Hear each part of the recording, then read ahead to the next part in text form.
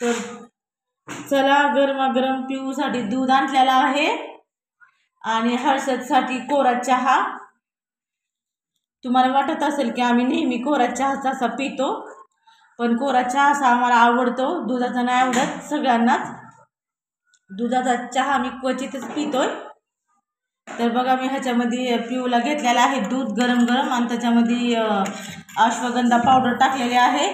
तर हे भेटलेलं आहे हिच्या शाळेतनं पिऊच्या अश्वगंधा पाक. आणि हे जायफळ आणि केशरयुक्त आहे, म्हणजे पूर्ण प्रोटीनयुक्त आहे पिऊच्या शरीरासाठी, चांगल्या वाढीसाठी. आणि घेतलेला आहे मी ठोस घेतलेला आहे इथं. म्हटलं गरमागरम चहा आणि दादूला नाही का कोरा चहा द्यावा असं आजचा बेत आहे. तर मुलं तर खायला काही नकोच म्हणतात, त्यांना झाले सर्दी. बाहेरचं खूपच थंड वातावरण असल्यामुळं तर सर्दी आजार असे आमंत्रण दिल्यासारखेच येतात. तर बघा, माझा आजचा असा होता ब्लॉग. तर कसा वाटला ते सांगा, लाईक करा, शेअर करा, कमेंट करा. चला.